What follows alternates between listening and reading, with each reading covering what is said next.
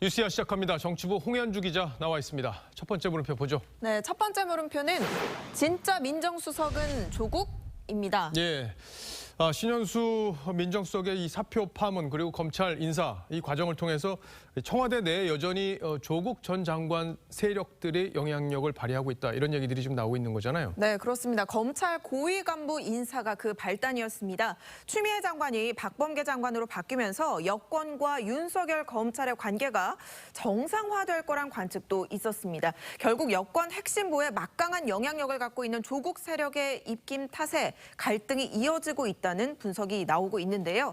대통령이 수차례 안정적 협조 관계 조성을 이야기하기도 했는데 들어보겠습니다.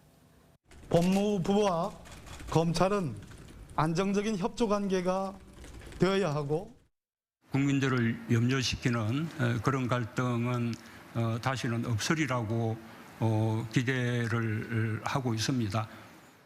그러니까 저렇게 대통령이 이야기했는데도 갈등이 사라지질 않으니까 도대체 막고해서 어떤 힘이 작용하고 있는 거냐 이런 물음이 자연스럽게 들 수밖에 없어요. 네, 박범계 장관이 좋은 인사를 할 거라고 다짐하고 대통령의 지시까지 받았다고 했죠. 정작 인사의 뚜껑을 열어보니 추미애 시즌2라는 비판이 나왔습니다.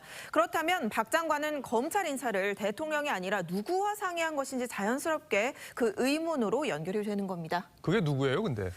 그래서 주목받고 있는 인물이 바로 조국 라인입니다. 예. 아시는 것처럼 조국 전 장관은 문재인 청와대 초대 민정수석이었습니다. 그때 민정 라인뿐 아니라 청와대 곳곳에 조 전 장관이 본인이 발탁한 인사들을 배치했는데요. 여권 내부에서는 조 전 장관을 차기 대통령으로 만들려는 움직임이 있었지만 윤석열 총장의 수사가 시작되면서 사실상 물거품이 된 겁니다.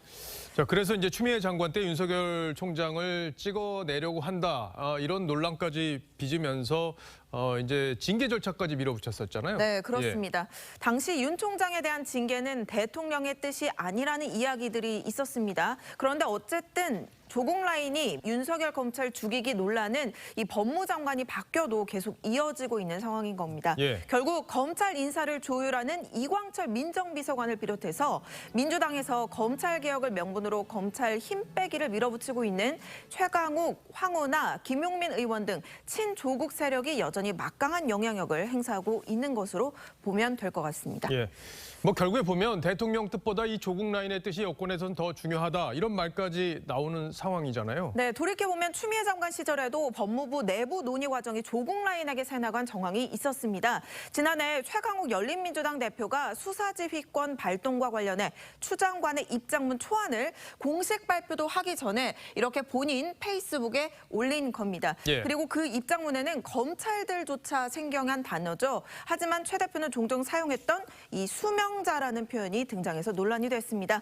따라서 최 대표가 추 장관 메시지 작성에 관여한 것 아니냐는 의혹이 제기됐었습니다. 예. 그렇다면 조국 라인에 이렇게 휘둘리는 거냐 이런 물음으로 이어질 수밖에 없어요. 네, 우선은 조 전 장관이 민정수석으로 근무하면서 대통령 가족과 주변 인물 관련 문제들을 다뤘던 게 영향을 주고 있다는 분석이 나옵니다. 예. 또 검찰이 수사 중인 울산시장 선거 개입 사건과 월성 1호기 조기 폐쇄 문제는 대통령과 관련이 있는 사안이기 때문에 이 조국 라인이 검찰을 통제하려는 이유가 되고 있다는 분석도 나옵니다.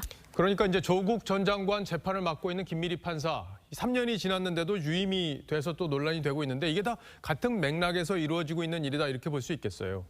첫 번째 물음표 정리해보죠. 네, 첫 번째 물음표 진짜 민정수석은 조국의 느낌표는 정상적인 상태가 아닙니다로 하겠습니다. 예. 문재인 대통령이 6년 전 야당 시절에 했던 말입니다. 박근혜 정부 때 김영한 민정수석이 비서실장의 명령을 듣지 않고 국회 출석을 거부했을 때 문 대통령은 강하게 비판한 바 있습니다. 하지만 그보다 더한 민정수석의 사의표명 사태를 두고 대통령은 여전히 침묵하고 있는데요. 부디 청와대가 국민들에게 이번 파문의 전말을 소상하게 설명하기를 기대해 보겠습니다. 예. 그렇게 계속 얘기해도 소상하게 설명을 안 하더라고요. 무슨 네. 속사정이 있는지. 자, 두 번째 물음표로 가보죠. 네, 두 번째 물음표. 정당은 1등, 후보는 2등입니다. 예, 정당은 1등, 후보는 2등. 이제 재보궐선거가 46일밖에 남지 않았는데 이제 시청자 여러분들도 판세가 궁금하실 것 같아요. 자, 근데 정당과 후보의 지지율 차이가 지금 많이 나고 있는데 그 현상을 어떻게 이해하면 될까요? 네, 그렇습니다. 먼저 저희가 PK 지역을 좀 살펴보겠습니다. 어제 갤럽 발표 자리에서 각 정당 지지율은 민주당이 29%, 국민의힘이 25%, 그리고 뭐 정의당, 국민의당 이 순이었습니다. 예. 이 조사만 보면 민주당 지지도가 더 높아서 민주당이 유리할 것으로 보입니다. 그런데 각 당 1위 후보로 가상 대결을 해보면 결과가 좀 크게 달라집니다. 예. 금주 초에 민주당 김영춘, 국민의힘 박형준 예비 후보의 가상 양자 대결이 있었습니다. 김 후보가 28.2%, 박 후보가 40.8%로 박 후보가 2배 가까이 앞섰습니다. 그러니까 생각보다 격차가 상당히 커요, 보면. 네, 그렇습니다. 한 발 더 들어가 보면 민주당을 지지하지만 박형준 후보를 지지하는 경우가 4.3%였습니다. 또 무당층에서도 박 후보를 지지하는 비율이 19.7%로 높았는데 결과적으로 당 지지세에 비해서 후보의 경쟁력이 높다는 분석도 가능할 것으로 보입니다. 서울 상황도 비슷한가요? 네, 그렇습니다. 갤럽 발표 자료에 따르면 서울 지역에서 국민의당 지지율이 6%에 불과합니다. 그런데 서울시장 가상 대결에서 이 안철수 후보가 민주당의 박영선 예비 후보와 굉장히 접전을 펼치고 있습니다. 초박빙인데 여론조사 전문가는 안철수 후보가 중도층과 무당층 일부에서도 지지를 얻고 있는데 국민의힘 지지자들까지 전략적으로 지지를 하고 있는 것으로 분석했습니다. 인물에 대한 평가, 누가 우리를 대표하는가, 무엇보다 누가 필승 카드인가에 대한 전략적 고려까지 포함되었기 때문입니다. 따라서 지역별 정당 지지도를 경우 이 추이를 파악하는 정도로만 참고하는 게 좋다는 게 전문가들의 의견입니다. 예. 두 번째 물음표도 정리해보죠. 네, 두 번째 물음표 정당은 1등, 후보는 2등의 느낌표는 인물은 첫 번째, 정당은 두 번째로 하겠습니다. 예.